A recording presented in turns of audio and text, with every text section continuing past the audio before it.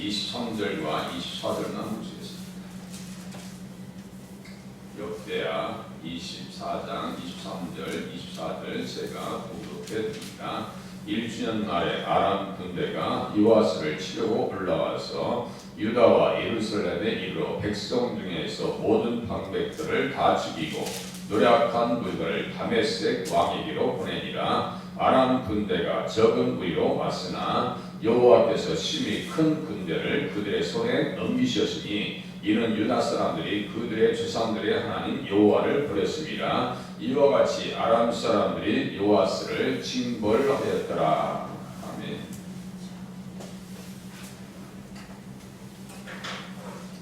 하나님께서는 요아스 왕과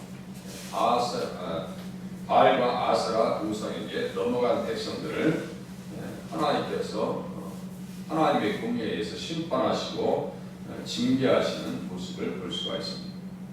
1주년 말이다 라고 써 있는 것은 지금 스가랴가 죽은 이후에 1주년 말, 거의 1년 만에 이러한 불행한 일들이, 고통스러운 일들이, 좌절스러운 일들이 찾아왔다라고 하는 말씀입니다. 동양 석감에도 순천자는 흥하고 역천자는 망한다고.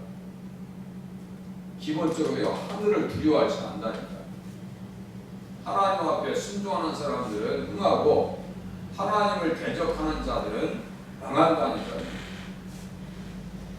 성경에서 나와 있는 내용과 아주 흡사한 내용이 동양 속담에도 있어요. 하나님의 뜻을 어기니 하나님께서 그 백성들을 그냥 무시했다. 하나님의 살아계신 공의의 손길에 빠져들어가는 사람들은요, 감당할 수 없도록 하나님께서 징계하십니다. 심판하십니다.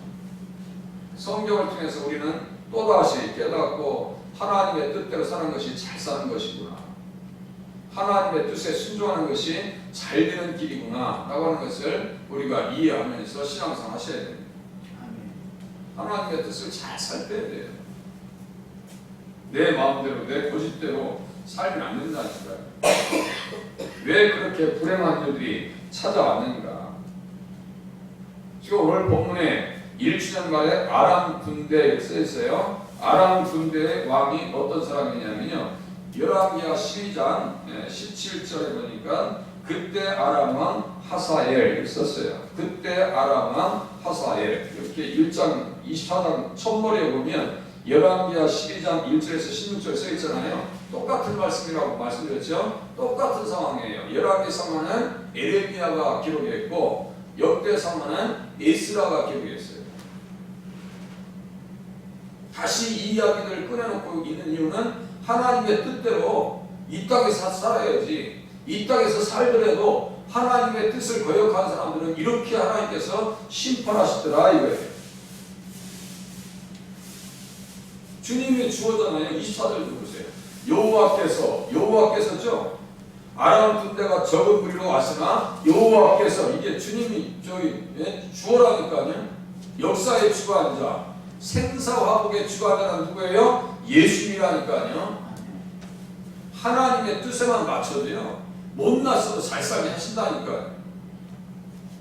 청소년 집회 가서 듣는데 어떤 분이 간증하시는데 그런 얘기예요. 아니, 집안에 3대 4대인데 기독교 집안. 그런데 제가 객관적으로 아무리 봐도 저 사람은 저 못 되는 사람보다 잘 될 수가 없는데 잘 된단 말이에요. 가만히 보고서 자기가 한번 연구해 봤대요. 했더니 좀 못났다고 생각하는 사람은 저 사람 대대로 예수를 잘 믿어서 심었던 사람이고, 좀 덜 풀리는 사람은 이제 겨우 믿어서 이제 고생하면서 예수를 믿는 사람이다 이거예요. 학벌이나 생긴 거로 보나 사회적 위치로 보나 훨씬 그 사람이 잘 돼야 되는데, 희한하게 하나님께서는 이쪽 집안의 자녀들을 잘 되게 하시더라 이거예요. 하나님의 손길이 그 배후에 있다라고 얘기하더라고요. 저도 100% 동감합니다. 우리 기독교인들이 가끔 얘기하죠. 믿음의 3대 4대가 되면 그건 아주 보장된 복이라고 우리들도 얘기합니다. 3대 4대. 그 중에 우리가 들어가실 수 있기를 바랍니다. 1대든 2대든 3대든 열심히 기도해 주시면요, 절대로 그것이 헛된 일로 떨어져 나갈 일이 없어요. 심는 거예요. 공짜가 있어요. 하나님 앞에 공짜가 어디 있어요? 심은 대로 거두는 거죠. 악을 심으면 악이 나오는 거예요. 네, 아람 군대의 왕이 누구라고요? 열왕기하 12장 17절에 보니까 그때 아람 왕 하사엘이 올라와서 가드를 쳐서 점령하고 예루살렘을 향하여 올라오고자 하므로 지금 아주 완전히 수세에 몰려 있어요. 적은 물이 왔는데도 큰 무리가 지금 끄쩍 못하고 있어요. 역사의 배후에 전쟁은 누구에게 속한 거예요? 우리 주님에게 속했다라는 이야기를 또 우리가 되뇌이지 않을 수가 없는 거예요. 잘 되고 안 되는 것은 하나님의 손에 달려있죠. 그래서 하나님의 손길에 붙들려 사는 것이 잘 사는 방법이라니까요. 기도는 하나님의 손길에 붙들리는 시간입니다. 기도하는 시간은 성령님 하나님의 손이라고 했죠. 제가 하나님의 손이라니까요. 성령께서 말할 수 없는 탄식으로 하나님의 뜻대로 성도들을 위해서 간구하게 하신다 이거예요. 기도하시는 시간은 누가 함께 하시는 시간이에요? 성령님께서 함께 하시는 시간이고 하나님의 손에 붙들려 있는 시간이다. 기도하는 시간에 누가 역사하시기 때문에요? 성령님께서 역사하시기 때문입니다. 예수께서 37장에도 써 있어요. 하나님의 손입니다. 그것도 권능으로 또 해석도 합니다. 영이 또 등장해요. 또 지금 성령님이 얘기를 하니까 제가 이 얘기 떠오르지 않을 수가 없는 거예요.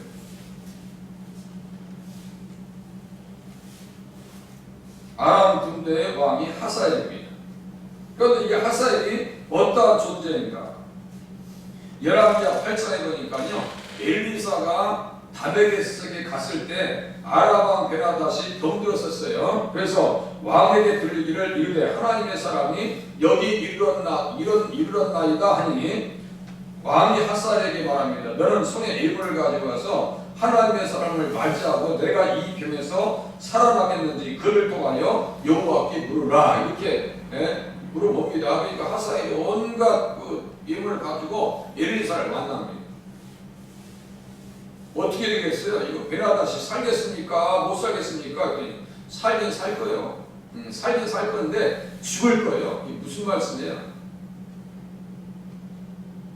그러니까 하나님의 사람이 그가 부끄러워하기까지 그의 얼굴을 쏘아보다가 우니 이 하사엘을 하나님께서 세우셨다는 얘기예요. 내가 이스라엘 자손에게 행할 모든 악을 내가 알리라. 하사엘이 말이죠. 왜 갑자기 엘리사가 막 운단 말이에요. 하사엘에게 지금 요아스 왕과 그 신복들을 하나님께서 붙여놓으신 거예요. 아주 잔인한 군주가 찾아온 거예요. 하나님을 대적하면 이렇게 못된 사람에게 붙여놓더라 이거예요. 이것을 또 우리가 깨닫지 않을 수가 없는 거예요. 어떻게 요아스가 은혜를 원수로 갚냐고요. 요야다의 아들 스가랴를 죽였을 뿐만 아니라 스가랴 똑같은 이름입니다. 스가랴를 죽였을 뿐만 아니라 26절에 보세요. 그의 신하들이 제사장 요야다의 아들들의 피로 말미암아 반역하여 아들들의 피로 말미암아 지금 스가랴만 죽인 게 아니에요. 요야다의 아들들을 다 죽여버렸다니까. 이게 지금 생각해보세요. 반역했다라고 하는 말이 21절에 무리가 함께 꾀하고 써있어요. 무리가 함께 꾀하고 똑같은 단어입니다. 꾀하고 반역하고 26절에 반역한 자들은 똑같은 뜻입니다. 이게 협력했다는 거예요. 하나 됐다는 거예요. 합세했다는 거예요. 연합했다는 거예요. 악인의 연합을 하나님께서 그냥 내버려 두시겠냐고요. 악인의 연합을 하나님께서 깨버리십니다. 그래서 우리들은 늘 누구와 연합해서 살아야 돼요? 예수님과 연합해서 살면 하나님께서 승리할 수 있도록 은혜를 베풀어 주십니다. 이 승리하게 됐어요. 하나님과 연합해서 사니까 형통하게 하셨고 사내립이 그 하나님과 연합을 깰 수가 없었죠. 로마서 8장 끝에 보면 저시이냐 칼이냐 그 무엇이 하나님의 사랑에서 우리를 끊어놓을 수 없다고 그러죠. 하나님과 하나 되어서 연합해서 살면 절대로 그 연합은 끊어지지 않습니다. 예수와 하나 돼서 살아가는 한 날이 되실 수 있기를 바랍니다. 예수님과 하나 되셔야 돼요. 성령의 감동에 의해서 지금 스가랴 선지자가 이야기해 준 것을 지금 반역해요? 성령을 소멸해요? 그 인생이 잘 될 수 있겠냐고요. 생각해 보세요. 잘 될 수 있겠냐? 엘리사가 봤을 때 세상에 하사엘이 얼마나 못된 사람이냐면 내가 그들의 성에 불을 지르며 장정을 칼로 죽이며 어린 아이를 맺히며 아이된 부녀를 가르리라. 지금 이 전쟁에서 그런 상황이 지금 벌어지지 않겠어요? 여기서 어떻게 전쟁 상황을 자세히 이야기했어요? 그럼 성경을 어떻게 한두 끝도 없이 써놓겠냐고요? 이쪽에서 이야기하고 있으면 이쪽에서 우리가 조명을 받아가지고 그 전쟁의 참혹한 실상을 한번 상상해 볼 수 있는 겁니다. 독자의 상상력을 그건 동원시켜야 될 거 아니에요? 야, 이게 지금 전쟁 때 어마어마한 일이 벌어졌겠구나 라고 하는 것을 우리가 알 수 있는 거예요.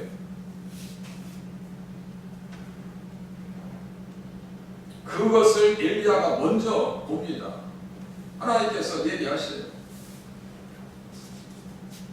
너 다메섹에 가서 이르거든 하사엘에게 기름을 부어 아람의 왕이 되게 하라.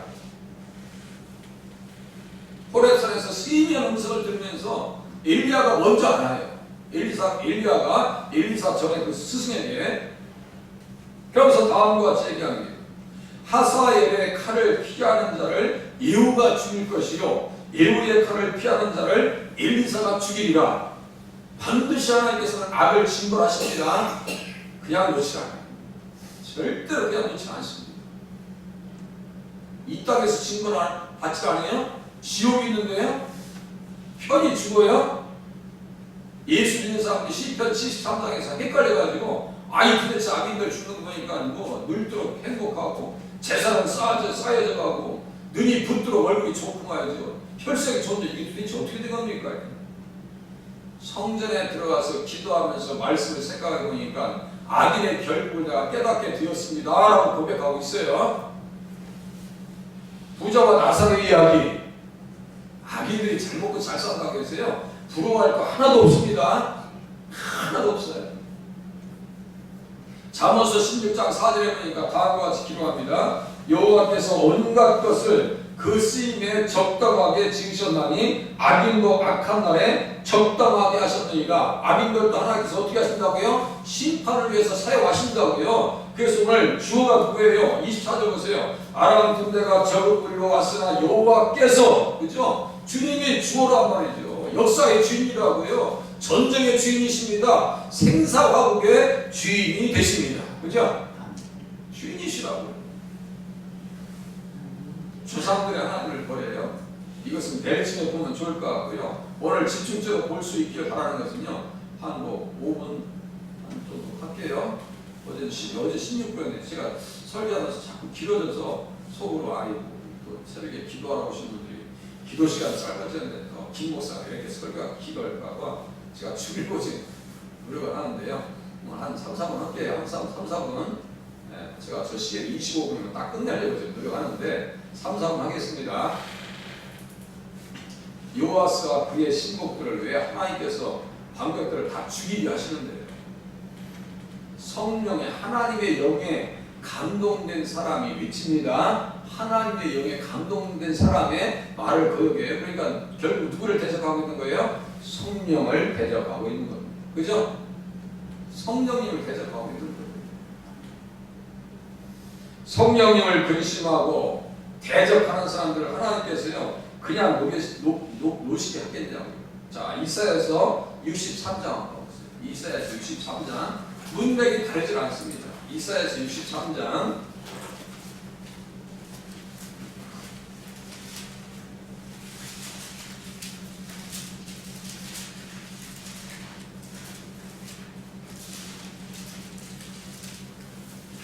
나라나 백성이나 개인이나 성령님을 대적하는 인생들, 근심하게 하는 사람들의 삶 속에서 하나님께서 어떻게 하시는지 보세요. 63장 10절.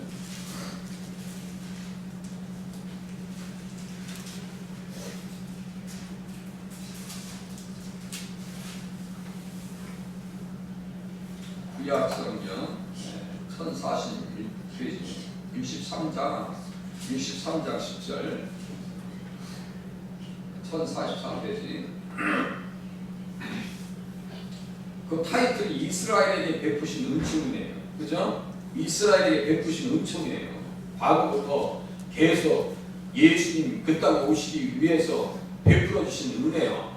예? 구름 기둥과 불 기둥으로 인도해 주셨어요. 환난날에 동참하시고 자기 앞에 사자하여금 그들을 구원하시며 쭉 써있죠. 그런데 10절 보니까 어떻게 써요? 그들이 반역하여 주의 성령을 근심하게 하였으므로 써있죠. 네. 요아스와 그 일당들이 방백들이 성령의 감동을 받은 스가랴 선지자의 말씀을 대적합니다. 성령을 근심하게 하고 성령님을 대적한 우리들입니다. 그러니까 어떻게 돼요? 그들이 반역하여 주의 성령을 근심하게 하였으므로 이게 원인이에요. 원인. 결과 그가 돌이켜 그들에게 대적이 되사 친히 그들을 치셨으니 이렇게 써있죠? 원인과 결과요. 아까 보세요. 스가랴가 하나님의 성령의 감동에 의해서 말씀을 증거해줘서 순종했다라는 복된 역사를 경험했을 건데 대적하니까 똑같아요. 지금 분명히 성령님을 대적하면 잘 될 수가 없습니다. 잘 될 수가 없어요. 용서받을 수가 없어요. 그래서 에베소서에서 똑같은 걸 합니다. 하나님의 성령을 근심하게 하지 말라. 우리의 양심과 더불어 성령님께서 자주 우리에게 탄식하시는 것을 스스로 분별하실 때가 있습니다. 말씀을 많이 읽으시고 듣다 보면 기도할 거예요, 안 할 거예요? 기도 한 2, 3일만 쉬어보세요. 기도해야 돼, 안 해야 돼? 네?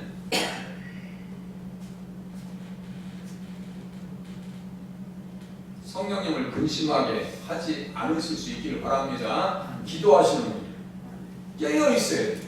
감각이 예민해야 돼요. 좀 피곤해도.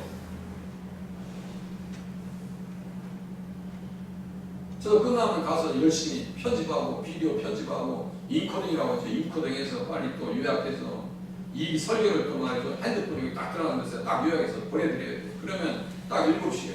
딱 7시에 문자하고 다 메시지하고 다 보내드리잖아요. 성도님들에게. 네? 다 보내드리고 그러면 밥을 허겁지겁 먹어야 돼. 네? 15분 안에 다 먹어야 돼. 그래야 또 다 준비하고 전달하고 또 현장에 갈 거 아니에요. 바빠요. 어쩌다 하루 쉬면요. 아주 그 시간이 꿀순이 같아요. 잠자는 게. 네? 우리 권사님들도 전도하시려면 전도지 벌리시려면 쉬운 일이 아니시잖아. 네? 전도에 나왔으니까 또 사명 감당하시고 계시잖아요. 쉬운 거 아니에요. 그런데 주님께서 맡겨주셨으니까 해야 되는 거예요. 어쩌다 이번 주 월요일날 공사하느라고 안 나왔더니 꼬맹이가 어제는 왜 안 나왔어요? 야, 어제는 일이 있었어요. 이제는 의무적으로 안 나오고 안 되게끔 돼 있어. 지금 분위기가. 우리가 왜 그렇게 하는 거예요? 그냥 지역사회에 선한 영향력을 행사하려고 그 자리에 서서 말이죠. 가만히 보면 해야 될 필요성을 자꾸 느끼는 거예요. 전도하면서 칭찬 듣는 경우가 별로 없는데요. 교통 싫어하면서 지역 사람들이 고맙습니다, 수고하십니다 자주 들어요. 전도할 때는 그냥 그런 얘기 안 들어. 그냥 무관심했던 사람들도 건너가면서 고맙습니다, 감사합니다, 수고하세요라는 말을 자주 하고 가신다는 거 아니에요? 그래서 된장 담듯이 그냥 그 자리에서 계속 써가지고 그냥 있으면 주연교회는 그냥 착한 교회다. 그 정도만 돼도 지역사회에서 욕만 안 들어도 참 교회가 잘 간다는 하는 것이 되지 않겠는가 싶어서 지금 하고 있는 거예요. 그 예수 믿으세요 이렇게 띠 불고 언젠간 자기들이 생각나겠죠. 그것도 누가 감동하시는 거예요? 하나님의 감동에 의해서 순종해서 자기가 간 거예요. 제가 혼자 그냥 즉흥적으로 그렇게 하진 않아요. 기회 즉흥적으로 하지 않습니다. 밑에 지하 그 공사 오레라 공사했던 거 말이죠. 1년 전부터 계획했던 거예요. 1년 전부터 쓸 일이 없으니까 1년 전부터 계획했다. 이제 겨울 될 일이 있으니까 빨리 서둘러서 고친 거예요. 그것도 몇백만 원짜리 공사입니다. 그것도 가스 다 끌어들여야죠. 기도하면서 계속 하고 있는 거예요. 기도할 때 누가 붙드신다고요? 성령님께서 붙드시는 것은 다시요. 성령님은 하나님의 손이다. 하나님의 손에 붙들려서 오늘도 형통한 일로 인도 받으실 수 있기를 바랍니다. 기도하겠습니다.